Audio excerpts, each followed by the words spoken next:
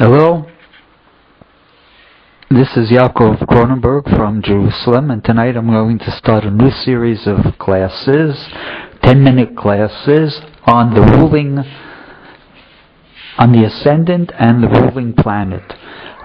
My teacher always used to hold, and I think it's the position of Jewish astrology, that the most important point in the horoscope is the ascendant. The ascendant tells you all about the person, his basic nature, his or her basic nature, what they're like, even how they look, and what their basic psychology is, and it's really how the person is seen by other people. And the ruler, since the ascendant is so important, then naturally the ruling planet, which is the planet that's connected to the ascendant and rules over it, is also going to have extreme importance of the chart.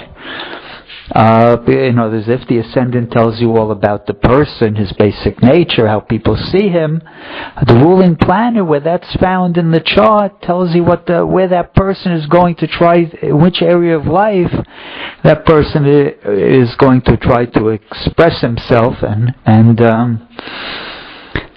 correct himself. And why people don't use it very much is simple, because as everybody knows, their sun sign. That's why in newspapers, for example, they talk about all the columns that tell you what's going to happen today are based on your sun sign, because everybody knows what their sun sign is. And even the moon sign, a lot of people know what their moon sign is, but nobody really, it's harder to you have to really want to know it to find out what your ascendant is, because it's dependent on the time you're born and the location that you're born, and you really need somebody who knows astrology who can figure out your ascendant. So because of that, it's not really used.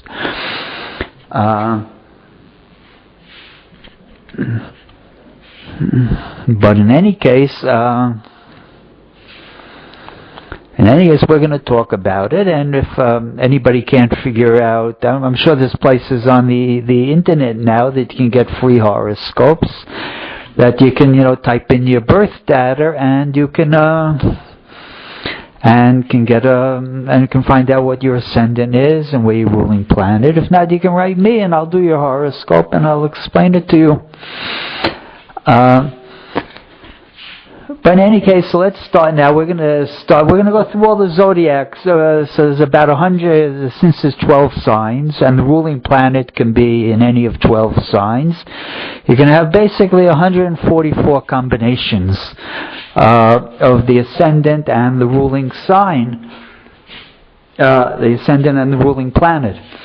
And so we're going to take them one by one. We're not going to go into depth really, but I want to give you like an idea of how to use it, because it's so important in the horoscope interpretation. Because the first thing you really have to remember, the first thing you look at in the horoscope is the ascendant, because that tells you the basic person. I usually say that's the person's passport into the world.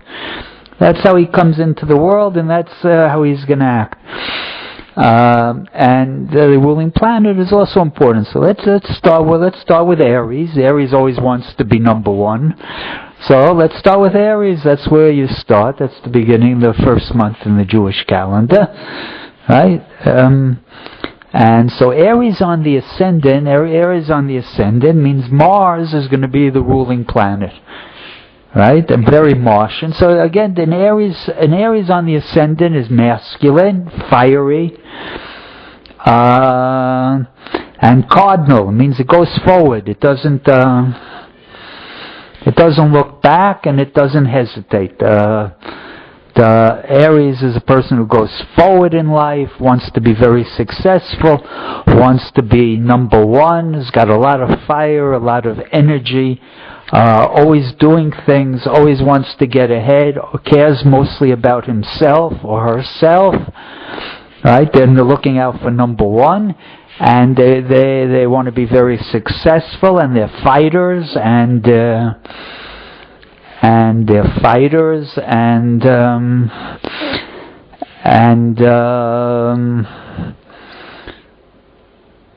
And they're always pushing ahead, right? They don't like obstacles, right? They don't like this. They don't like obstacles, and they sometimes they don't see obstacles, so they end up banging their heads against the wall a lot because they have this inability to see obstacles.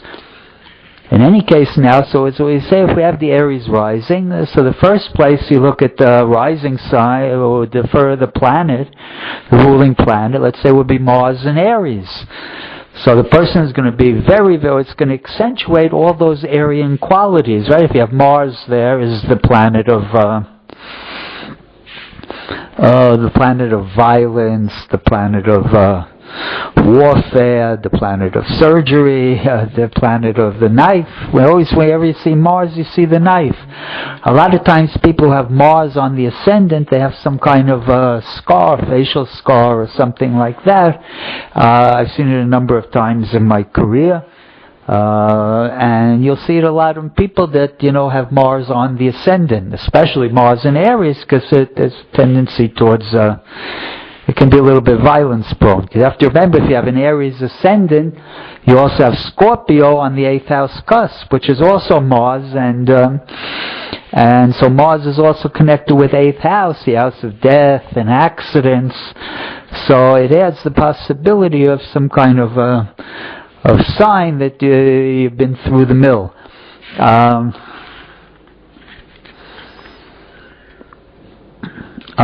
Let's just say, take one example. I don't really, have good examples. I sort of go through, I have a catalog. I have clients, a lot of clients that I have their charts, and I find online databases that have people's birthdays with the time of birth. And I saw somebody, remember from my childhood, on it today. He was a guy by the name of Geraldo Rivera. He was I guess he's still alive. He was a journalist. He was a famous journalist in New York, a television personality, noted for, and he has Aries rising with Mars on the ascendant, and he was a very brash, very aggressive type of journalism. He's always trying to break scandals open and do investigative reporting, and he was known for being like a tough guy. He started off investigating gangs in New York. Actually, his mother was Jewish, his father was Puerto Rican. I don't know that much about him, but anyway, he was a very heavy Martian type of personality. You see, like he's got Mars on his ascendant, and he started off, actually, he was a lawyer, learned law, and then he went off into the police. He worked for the police for a while until he got into journalism as being investigative type of reporter. And he was known for being very controversial, very brash. And, you see, so if you have Mars on the ascendant, say in Aries, you're going to care mostly about yourself. And it makes trouble remember, it influences the house opposite it. So he has Mars in the first. It means it's going to harm a little bit his marriage, right? His marriage side. Marriage is the 7th house. If you have Mars, if you're only looking out for yourself, then it's going to harm your marriage. And he's been married now. He's on his 5th marriage, right? And besides that, he's got the only aspect that Mars. You have to always look at the aspects Mars makes, the ruling planet, to understand more about it. Because remember, everything can be modified. So you always want to see the modifications or the intensifications, and you want to see the ramifications where it's going to influence the person. So he's also got that Mars almost exactly square to the moon, which is also a symbol of the wife.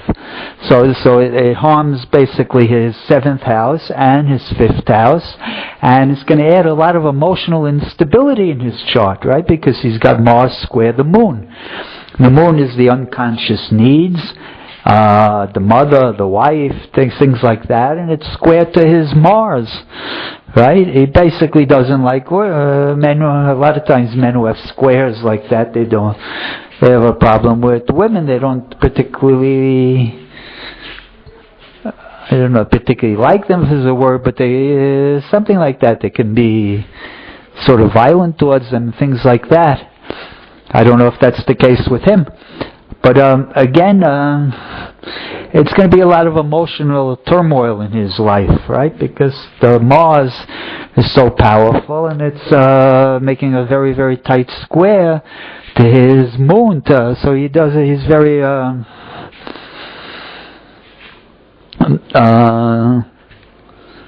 very passionate, there's going to be a lot of emotional instability in his chart.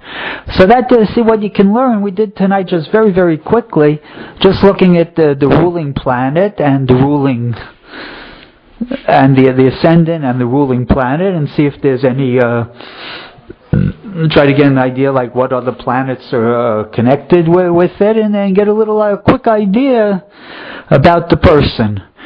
And I thank everybody for listening.